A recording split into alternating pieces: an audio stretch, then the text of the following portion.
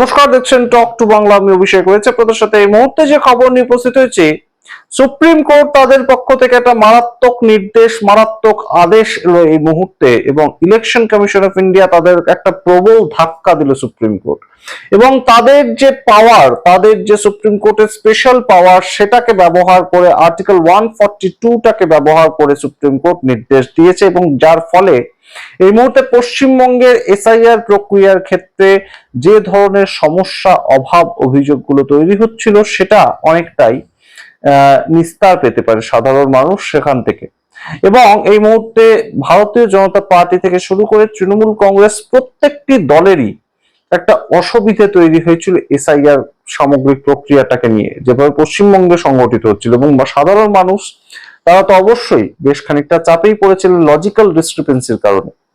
তো এই মুহূর্তে কপিল সিব্বল তার সওয়ালে, তার বিভিন্ন প্রশ্নে, তার বিভিন্ন পয়েন্ট তুলে ধরায় সুপ্রিম কোর্টের প্রধান বিচারপতি জাস্টিস সূর্যকান্ত, তার একটা মারাত্মক নির্দেশ এসেছে, এবং সেই নির্দেশ অবশ্যই এই মুহূর্তে এসআইআর প্রক্রিয়াটাকে অনেকটাই সরলীকরণ করতে পারে। এমনকি পশ্চিমবঙ্গের যে ঘটনাগুলো ঘটছে, পশ্চিমবঙ্গের ক্ষেত্রে যে গাফিলতিগুলো ঘটছে, ইলেকশন কমিশন যে ধরনের একটা লুপ হোল তৈরি করে এসআইআরটা সংগঠিত করছে, তাতে একটা জ্যোতি চিহ্ন কিন্তু পড়তে পারে। সমস্তটা বিস্তারিত ব্যাখ্যা করবো আপনাদের সামনে, কি কি ঘটনা ঘটেছে কোর্টে, এবং দেশের সর্বোচ্চ ন্যায়ালয় কিভাবে তাদের আর্টিকেল 142 ব্যবহার করে এই যে আদেশ, সেটার অবতারণা করেছে।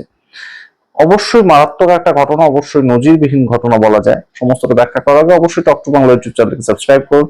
এই ভিডিও স্কিপ না করে দেখুন পুরোটা, কারণ একটা নজিরবিহীন রায় সুপ্রিম কোর্টের পক্ষ থেকে এসেছে, এবং অবশ্যই যেটা এই মুহূর্তে পশ্চিমবঙ্গের ক্ষেত্রে একটা অন্য ধরনের নজির সৃষ্টি করবে। এবং ইলেকশন কমিশন যে যা ইচ্ছা তাই করতে পারে না, তার উপরে সুপ্রিম কোর্ট আছে, সেটা এই মুহূর্তে বুঝিয়ে দিয়েছে সুপ্রিম কোর্ট। আপনাদের বলি যে সুপ্রিম কোর্ট থেকে 9ই ফেব্রুয়ারি বলা হয়েছিল যে 14ই ফেব্রুয়ারি পর্যন্ত যে লজিক্যাল ডিসক্রিপেন্সি এবং এসআইআর এর সামগ্রিক কাজকর্ম, সেটা না করে আরো 7 দিন সময়সীমা বাড়ানো হোক, এবং সেটা তারা নির্দেশ দিয়েছিল। তো সেই অনুযায়ী হওয়ার কথা ছিল 21শে ফেব্রুয়ারি পর্যন্ত, কিন্তু সেটা কি হয়েছিল আদৌ? এই প্রশ্ন তুলেছেন কপিল সিব্বল। তিনি বলছেন যে সুপ্রিম কোর্টের নির্দেশ সত্ত্বেও 15ই ফেব্রুয়ারি পোর্টালে আপলোড করা, অর্থাৎ বিভিন্ন মানুষের নাম যে বদল হয়ে যাচ্ছিল, বিভিন্ন পদবি নিয়ে সমস্যা তৈরি হচ্ছিল, সেগুলোকে তো আপলোড করতে হয়, সেগুলো বন্ধ হয়ে গিয়েছিল 15ই ফেব্রুয়ারি। সামগ্রিক প্রক্রিয়াটা তারা সুপ্রিম কোর্টের আদেশও মানছে না। সুপ্রিম কোর্ট যেখানে বলে দিয়েছিল যে 14ই ফেব্রুয়ারি থেকে 7 দিন সম্পূর্ণ প্রসিডিওরটা বাড়ানো হবে, তার মানে তো এটাও ছিল যে 7 দিন আপলোডটাও করা হবে, কিন্তু সেটা করা হয়নি। এবং সুপ্রিম কোর্টে দাঁড়িয়ে কপিল সিব্বল যখন এই কথা বলছেন, তখন অবশ্যই কিন্তু রীতিমতন চাপের মুখে একদম পড়তে হয়েছিল আইনজীবী যিনি ছিলেন ইলেকশন কমিশনের তরফ থেকে, তাকে। এবং তখন সিজিআই জিজ্ঞেস করেন যে কেন সুপ্রিম কোর্টের নির্দেশ মানেনি, কেন সুপ্রিম কোর্টের নির্দেশ না মানার মতন একটা সাহস দেখালো ইলেকশন কমিশন।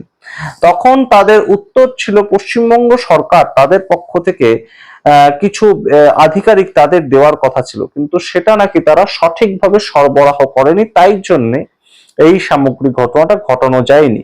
কিন্তু তার পরবর্তীতে সুপ্রিম কোর্ট আর্টিকেল 142 সেটাকে ব্যবহার করে যে ধরনের একটা আদেশ দিয়েছে, সেটা আপনাদেরকে বলি। সুপ্রিম কোর্ট থেকে এই মুহূর্তে সরাসরি বলা হয়েছে যে এখন থেকে নির্বাচন কমিশন তারা আর ঠিক করবে না যে কাদের নাম ভোটার লিস্টে থাকবে, কাদের নাম থাকবে না। তাহলে কারা ঠিক করবে? জাজেস। অর্থাৎ সুপ্রিম কোর্ট বলে দিয়েছে যে জাজেস যারা, বিচারক যারা, তারা ঠিক করবে এই মুহূর্তে যে নির্বাচন কমিশনের যে voter list, final voter list, সেই ক্ষেত্রে কাদের নামটা রাখা যায়, কাদের নাম রাখা যায় না। অর্থাৎ এতদিনের যে জারি জুরি পশ্চিমবঙ্গে এসআইআর প্রকল্প যেভাবে থেকে শুরু হয়েছে, এসআইআর এর প্রক্রিয়া 4 নভেম্বর, সেটা 4 নভেম্বর থেকে যে শুরু হয়েছে, এবং সেটা ডিসেম্বর পেরিয়ে এতজন বিএলওর মৃত্যু হয়েছে, এতজন মানুষ আতঙ্কে মারা গিয়েছেন, আত্মহত্যা করেছেন। তো সামগ্রিক ঘটনাগুলো শেষ হয়ে এই মুহূর্তে যখন একদম শেষ পর্যায়ে এসে দাঁড়িয়ে আছে, তখনও দেখা যাচ্ছে বহু মানুষ তারা এই শুনানিতে ডাকই পাননি, এসআইআর এর শুনানিতে তারা ডাকই পাননি, এবং ডাক পেলেও তাদেরকে সম্পূর্ণ যে প্রক্রিয়াটা শেষ হয়েছে তেমন ঘটনাটা নয়। তো সেই ক্ষেত্রে কিভাবে 28শে ফেব্রুয়ারি ফাইনাল ভোটার লিস্ট বেরোবে পশ্চিমবঙ্গে, সেটা নিয়ে যথেষ্ট সন্দেহ প্রকাশ করেছিলেন রাজ্যের মুখ্যমন্ত্রী মমতা বন্দ্যোপাধ্যায় 4 ফেব্রুয়ারি, এবং সেটা অবশ্যই নজিরবিহীন একটা ঘটনা ঘটেছিল। এবং সুপ্রিম কোর্ট এই যে আদেশটা দিল সেটাও কিন্তু খুব তাৎপর্যপূর্ণ, কারণ এই মুহূর্তে নির্বাচন কমিশন তাদের ওপর যে বিশ্বাস রাখতে পারছে না সুপ্রিম কোর্ট, সেটার একটা প্রতিফলন কিন্তু এই আদেশের মাধ্যমে এলো। এবং আর্টিকেল 142 কখন সুপ্রিম কোর্ট ব্যবহার করে সেটা আপনাদেরকে একটু জানাই। আর্টিকেল 142 ব্যবহার করার যে প্রেক্ষিতটা, সেটা হচ্ছে কোনো ইনস্টিটিউশনের ওপর যখন সুপ্রিম কোর্ট কোনো কিছু চাপিয়ে দেওয়ার একটা ব্যবস্থা করে, সুপ্রিম কোর্টের এটা একটা মাত্রাতিরিক্ত একটা অধিকার এবং তাদের ক্ষমতা দেশের সংবিধান দিয়েছে। তারা আর্টিকেল 142 ব্যবহার করে কোনো ইনস্টিটিউশন তাদের ওপরে এই পাওয়ার কিন্তু প্রচলন করতে পারে। আপনাদের মনে করাই যে তামিলনাড়ু গভর্নমেন্ট এবং তামিলনাড়ু গভর্নরের যে কেসটা হয়েছিল, তখন সুপ্রিম কোর্ট আর্টিকেল 142 ব্যবহার করে ম্যান্ডামাস জারি করেছিল যে কোনো বিল যদি বিধানসভায় পাশ হয়ে যায় সেটা রাষ্ট্রপতি 3 মাসের বেশি সময় ফেলে রাখতে পারবেন না। তখন আর্টিকেল 142 ব্যবহার করেছিল সুপ্রিম কোর্ট এবং রাষ্ট্রপতিকে নির্দেশ দিয়েছিল। এখন এই মুহূর্তে সুপ্রিম কোর্ট এই আর্টিকেল 142টা ব্যবহার করে তারা ইলেকশন কমিশনকে নির্দেশ দিল যে এই যে ভোটার লিস্ট বেরোবে তাতে কার নাম থাকবে কার নাম থাকবে না সেটা ঠিক করবে জাজেসদের বেঞ্চ। আপনারা বোঝার চেষ্টা করুন, এই মুহূর্তে ইলেকশন কমিশন তার গ্রহণযোগ্যতা, তার যে বিশ্বাসযোগ্যতা সেটা কোন পর্যায়ে গিয়ে ঠেকেছে।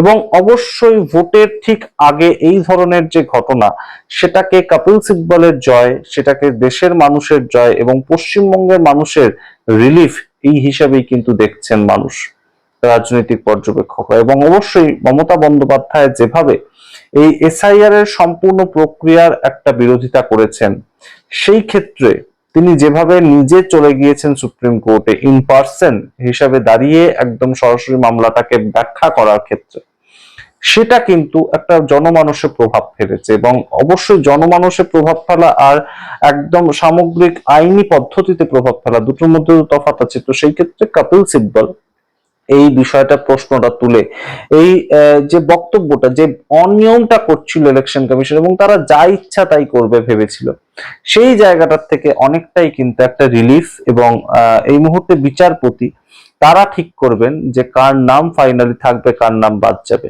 তো ইলেকশন কমিশন তাদের ওপর যে একটা বড়সড় ধাক্কা এই নির্দেশের মাধ্যমে এসেছে, সেটা যেমন আর বলে দেওয়ার অপেক্ষা রাখে না, ঠিক তেমন ভাবেই এই মুহূর্তে যে সামগ্রিক এসআইআর এর কর্মপদ্ধতি, সেটা যে একদম সুপ্রিম কোর্টের জাজ তাদের আওতায় হবে, তাদের অবজারভেশনে হবে। এবং অবশ্যই একটা ইলেকশন কমিশনকে এটা মাথায় রেখে কাজ করতে হবে যে আমরা যা করব সেটা দেখার জন্য অবজারভার বসে রয়েছেন, তারা জাজ, তারা আমাদের আধিকারিক নন।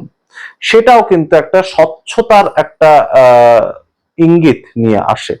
এসআইআর করতেই হবে সেটা যেমন সুপ্রিম কোর্ট বলেছিল, সেখানে যেমন রাজ্য সরকার বাধা দিতে পারবে না সেটা যেমন সুপ্রিম কোর্ট বলেছিল, কিন্তু এই ক্ষেত্রে যে কোনো পদ্ধতিতে এসআইআর করবে ইলেকশন কমিশন সেটাও কিন্তু করা যাবে না।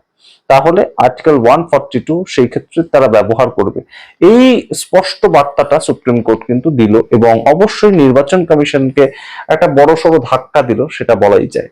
আপনাদের সামনে রাখলাম পুরোটা বিস্তারিত ব্যাখ্যা করে। আপনারা কি মনে করেন সামগ্রিক রিপোর্টের ভিত্তিতে অবশ্যই কমেন্ট বক্সে কমেন্ট করুন।